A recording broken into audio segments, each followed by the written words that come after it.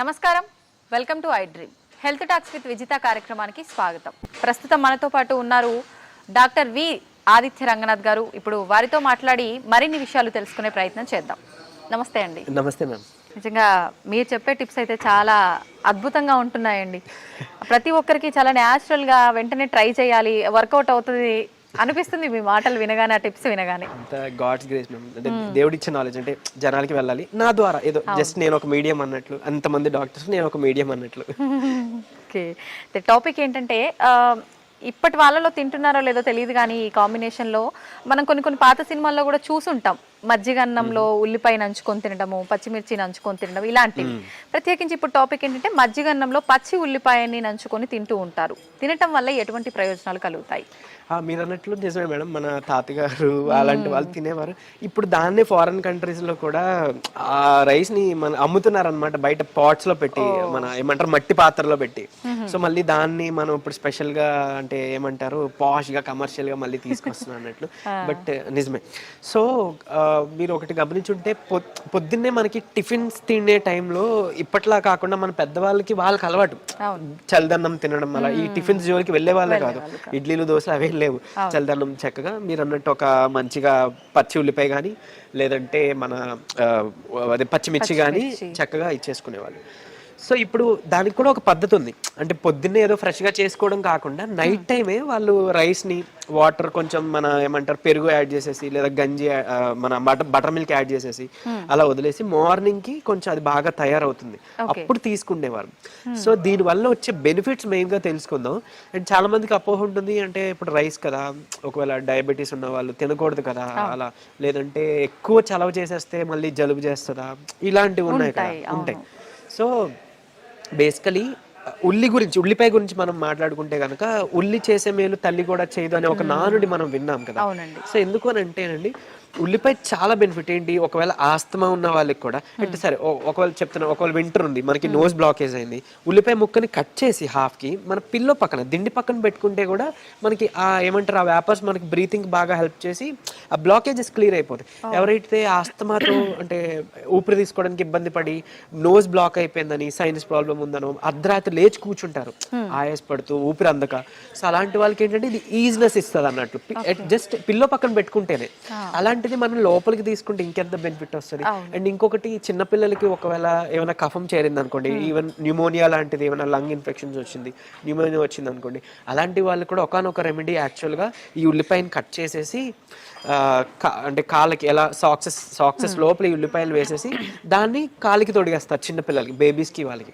So ఏంటి అని అంటే అది మొత్తం డిటాక్స్ చేస్తుంది. అండ్ ఈవెన్ వాళ్ళకి లంగ్స్లో ఉండే న్యూమోనియా కానీ, పట్టిన నిమ్మ నీరు కానీ, సో ఇదంతా కూడా మనకి డ్రాగ్ చేసేస్తుంది అన్నట్టు. సో వాళ్ళకి ఆ కఫ్ నుంచి, లేదా బ్రీతింగ్ ప్రాబ్లం నుంచి, ఇష్యూ నుంచి కూడా బయటపడుతుంది. సో అట్లా హెల్ప్ అవుతుంది.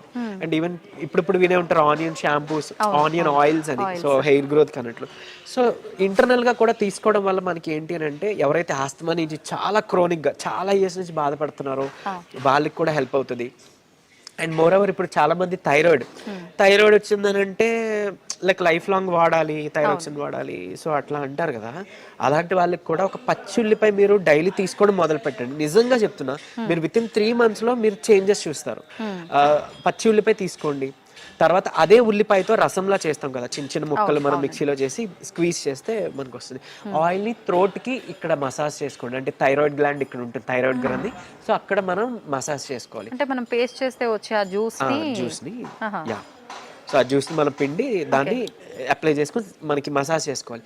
తద్వారా కూడా మీకు ఏంటంటే ఈ గ్లాండ్ ఫంక్షనింగ్ ఇంప్రూవ్ అవుతుంది. మీరు విత్ ఇన్ 3 to 4 months మీరు వాడుతున్న ఆ థైరాయిడ్ టాబ్లెట్ని డోస్ తగ్గించేసుకోవచ్చు. సో అంత బాగా పనిచేస్తుంది ఉల్లిపాయ. అండ్ ఇంకొకటి మోర్ ఓవర్ చెప్పాను కదా, ఏమంటారు మనకి ఏదైనా కంజెషన్స్ ఉన్నాయి, నేజల్ కంజెషన్స్, అలా దాన్ని మనం కొరికి నమిలి తిన్నా కూడా వెంటనే మనకి డ్రైన్ అయిపోతుంది. సో అట్లా చాలా ఘాటుగా అనిపిస్తుంది అంటారు కదా. అండ్ ఈవెన్ కంటికి మంచిది, అంటే ఈవెన్ కోస్తున్నప్పుడు కూడా మనకి కంటి నీరు వస్తుంది అంటారు కాబట్టి, అంటే అందులో ఉండే సల్ఫర్ వల్ల కదా.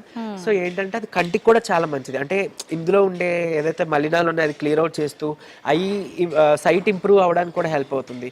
అండ్ ఈవెన్ మనం దాన్ని స్టీమ్ పట్టడానికి కూడా మనం యూజ్ చేసుకోవచ్చు. ఇట్లా ఓకే. సో ఇంకొకటి ఏంటంటే మనకి షార్ట్ చైన్, లాంగ్ చైన్, మోనోస్ ఇవి ఉంటాయి అన్నమాట, సాచురేటెడ్ ఫ్యాట్స్ అవన్నీ కూడా. సో మనం ఈ ఉల్లిపాయ తినడం వల్ల మనకి ఫ్యాట్ మెటబాలిజం, కొలెస్ట్రాల్ మేనేజ్మెంట్ కూడా చాలా బాగా హెల్ప్ అవుతుంది. సో అంటే ఎవరైతే ఇప్పుడు లాంగ్ టర్మ్ నుంచి మనకి కొలెస్ట్రాల్ తగ్గించుకోవడానికి టాబ్లెట్స్ యూజ్ చేస్తున్నారో, మీకు తెలుసో లేదో అంటే రీసెంట్గా స్టడీ కూడా వచ్చింది, కొలెస్ట్రాల్ తగ్గించడానికి ఏదైతే ప్రిస్క్రైబ్ చేసి మెడిసిన్ మేము ఇస్తున్నాము, అంటే ఇంగ్లీష్ మెడిసిన్ ఏదైతే ఉందో దాని వల్ల కూడా ప్రోస్టేట్ క్యాన్సర్ వచ్చే అవకాశం ఉందని. సో అది కూడా మనకి మంచిది కాదు, లివర్కి మంచిది కాదు, దానికి మనకి చెడు చేస్తుందని చెప్పి సర్వేలో తేలింది. సో అది కూడా లాంగ్ టర్మ్ యూజ్ చేయకూడదు. మరి అది లాంగ్ టర్మ్ యూజ్ చేయకూడదు అంటే మన దగ్గర ఇంకేం ఆప్షన్స్ ఉన్నాయి? సో బట్ కానీ అంటే మనకి దేవుడు ఇదైతే ఇచ్చారు. సో ఉల్లిపాయ యూజ్ చేసుకోవచ్చు, కొలెస్ట్రాల్కి అల్లం, అలాగే గార్లిక్, మన వెల్లుల్లిపాయ యూజ్ చేయొచ్చు, సో అలా తమలపాకు యూజ్ చేసుకోవచ్చు అట్లా. బట్ ఈ ఉల్లిపాయ చెద్దన్నం తీసుకుంటే ఈవెన్ పీసీఓడి ప్రాబ్లం ఉన్న వాళ్ళకి కూడా పొద్దున్నే కొంచెం గంజి కానీ ఇలా బటర్ మిల్క్ కానీ అలా ఏమైనా తీసుకోమని చెప్తాం.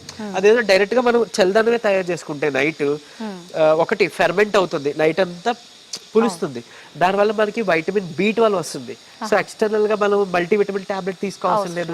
ఈ విటమిన్ B12 డెఫిషియన్సీ ఉన్న వాళ్ళలో మీకు తెలుసు కొంతమందిలో షివరింగ్, ట్రెమర్స్ వస్తాయి, ఏమంటారు ఫెటిక్ అంట, అంటే బాగా నిస్సత్వ, నీరసం, కాళ్ళు చేతులు లాగినట్టు అనిపిస్తాయి, మూడ్ స్వింగ్స్ వస్తుంటాయి థైరాయిడ్ ఉన్న వాళ్ళ వాటిలో. అండ్ ఈవెన్ డయాబెటీస్ మెడిసిన్ లో కూడా మెట్ఫార్మ్ బేసిక్ గా కామన్ గా అందరికి ఇచ్చే డ్రగ్, బట్ ఎక్కువ కాలం వాడడం వల్ల దాని నుంచి వచ్చే ఒక side effect vitamin B12 deficiency.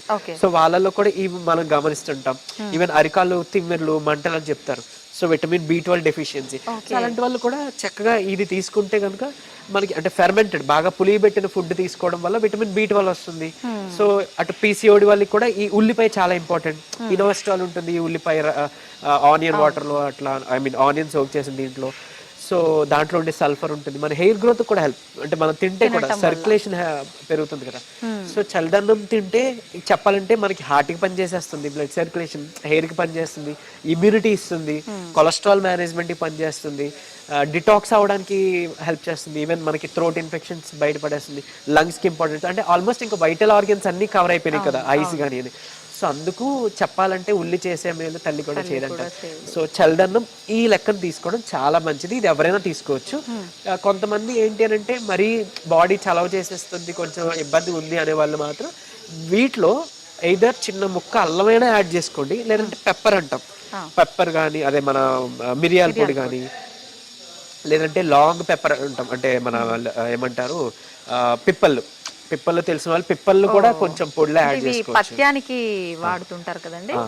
So పిప్పళ్ళు add చేసుకోవచ్చు, ఈ మన మిరియాల పొడి యాడ్ చేసుకోవచ్చు, అల్లం ముక్క పొడి శ్రేష్టం, అట్లీస్ట్ అందరి ఇంట్లో దొరుకుతుంది కదా, అది చేసుకుంటే వీళ్ళకి అంటే కఫాదోష అలా ఉన్న వాళ్ళు ఉన్నారు అనుకోండి, అంటే ఇప్పుడు థైరాయిడ్, డయాబెటీస్లు, స్కిన్ ప్రాబ్లమ్స్ ఇవన్నీ చాలా వరకు కఫాదోష వాళ్ళకి, థైరాయిడ్, ఈవెన్ థైరాయిడ్ కూడా కఫాదోషంలో వస్తుంది. సో అలాంటి వాళ్ళు ఇది యాడ్ చేసుకోండి, అంటే నార్మల్ రెగ్యులర్ ఈ మజ్జిగ అలా కాకుండా ఈ అల్లం యాడ్ చేసుకోండి, మీకు ఎక్స్ట్రా బెనిఫిట్ అనేది. ఓకే ఓకే, ఇలా తీసుకోవచ్చు. సూపర్ అండి, నిజంగా చాలా అద్భుతంగా ఉంది మీరు చెప్పిన రెమెడీ. అంటుంటారు కదా, అంటే పాతకాలంలో ఉన్నాయన్నీ మళ్ళీ ఇప్పుడు వస్తున్నాయి అని అంటే ఓల్డ్ ఈజ్ గోల్డ్ అని చెప్పి, నిజంగా మళ్ళీ ఒకసారి గుర్తు చేశారు ఆ విషయాలన్నింటినీ కూడా. థ్యాంక్ యూ అండి, థ్యాంక్ యూ వెరీ మచ్.